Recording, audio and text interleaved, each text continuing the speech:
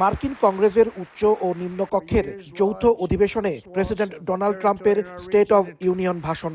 Record 1 ঘন্টা 40 minute দীর্ঘ এই ভাষণের শুরুতে ট্রাম্প মার্কিন নাগরিকদের নিরাপত্তা ও উন্নয়নে তার পরিকল্পনার কথা তুলে ধরেন।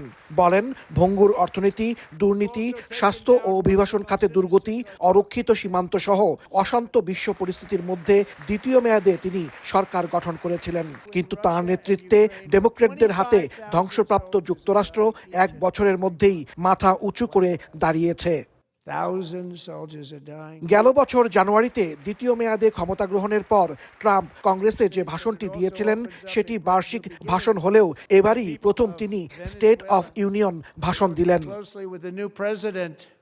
ট্রাম্প বলেন, রাজধানী ওয়াশিংটন ডিসি সহ বিভিন্ন স্থানে ন্যাশনাল গার্ড মোতায়েনের মাধ্যমে আইন শৃঙ্খলা পরিস্থিতির উন্নতি ও অপরাধ প্রবণতা কমেছে।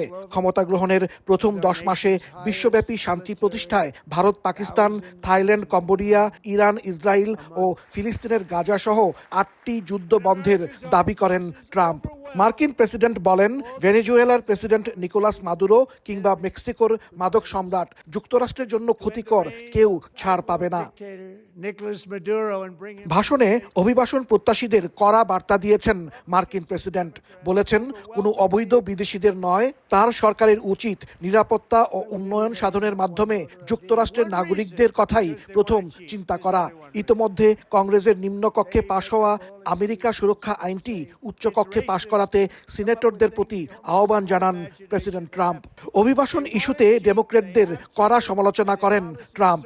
এ সময় ট্রাম্পের বক্তৃতায় বাধা দেওয়ার অভিযোগে বাংলাদেশি বংশোদ্ভূত আমেরিকান সফটওয়্যার প্রকৌশলী আলিয়া রহমানকে গ্রেফতার করে ক্যাপিটল হিল পুলিশ।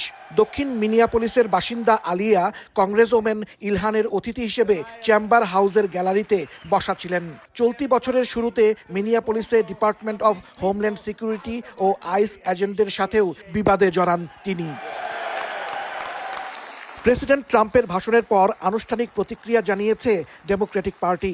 ভার্জিনিয়ার গভর্নর এভিগেইল স্প্যানবার্গার বলেছেন, অ্যাপস্টেইনের ফাইল ধামাচাপা দেওয়া, ক্রিপ্টোকারেন্সি কেলেঙ্কারি, এমনকি ফেডারেল এজেন্টদের হাতে মার্কিন 2 নাগরিকের নিহত হওয়ার ইস্যুটি এড়িয়ে গেছেন প্রেসিডেন্ট। ইরান সম্পর্কেও ট্রাম্পের বক্তব্য ছিল অস্পষ্ট। ট্রাম্পের ভাষণের সময় ক্যাপিটল হিলের বাইরে তার বিরোধিতায় শত শত মানুষ সমাবেশ করেছে। সেখানে ডেমোক্র্যাট আইন প্রণেতারাও উপস্থিত ছিলেন। হাসানুজ্জামান সাকি, সময় সংবাদ, যুক্তরাষ্ট্র।